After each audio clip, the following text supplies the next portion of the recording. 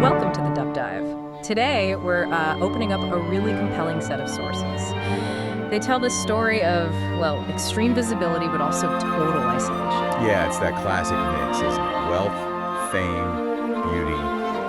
But we're looking at it through, let's say, a much darker lens. It's like a psychological thriller. Exactly. Our main source material comes from these key excerpts from the book, Heiress's Confession.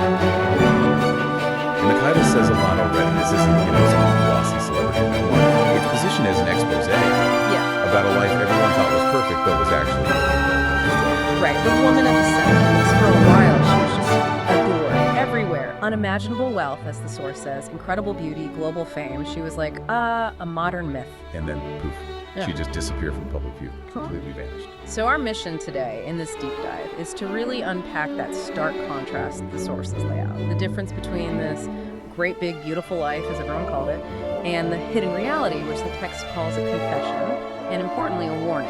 That paradox is right there from the beginning, isn't it? The source literally says they called her life a fairy tale.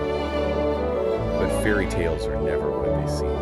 That's our starting point, exploring that gap, the huge space between the dream life everyone saw and the suffering that was hidden underneath. And what's interesting is how the story unfolds in the source. It's not like chapter 1, she was born. No, it's cleverer than that.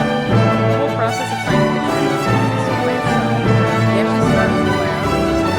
That's right. Biography. Showing up on this remote island. She's there to piece together the story of this heiress who's basically been forgotten. And that setup completely tells you this. The truth isn't obvious, it's hidden by time and different obviously. Distance, yeah. Everything we learn is built in pieces of information. It's like we're looking back, trying to get past this very carefully crafted puzzle. That arrival really sets the tone. It's not just research, it feels more like forensic work. Not just a document, but a confession pulled from the Okay, so if the fairy tale is the outcome, let's get into what we're calling the architecture of the golden cage. We have to start with that public perception.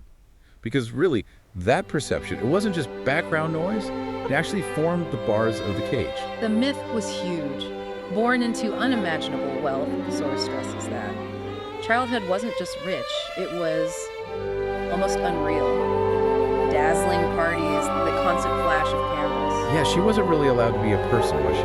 More like an icon from day one. Always a headline. The cameras are key there, like you said. They weren't just passively recording things, they were sort of policing her life. Totally. Her life had to be a performance because the cameras were always there. The expectation was always perfection. People didn't just want her money, they truly believed she had this great, big, beautiful life, zero problems, zero anxieties. But then the source just flips that expectation on its head. Right away, it hits you with that line. But beauty and money hide scars. Oof. Yeah. That just punctures the whole fantasy, doesn't it? It forces you to maybe it's hiding something terrible. It shifts the whole focus Yeah. from the shiny outside to the internal reality. And that reality, according to the text, was incredibly Uses specific words. She felt trapped, used, and desperately lonely. Let's unpack that combination for a second. Trapped, despite having everything money could buy, that means no real choice, no agency. Used, suggesting every relationship was basically transactional. People wanted something from her, not connection with her. And the loneliness. Yeah. That's the really chilling part. Surrounded by crowds of feeling utterly alone. It shows that the fame and the money weren't just neutral, they actively created barriers. Real connection wasn't possible because everyone was chasing the idea of her, the myth, not the actual person. Yeah, that lack of genuine human connection, that's the core mechanism of this gilded cage idea. It means the only people she could really interact with were probably people managing her image, managing her money.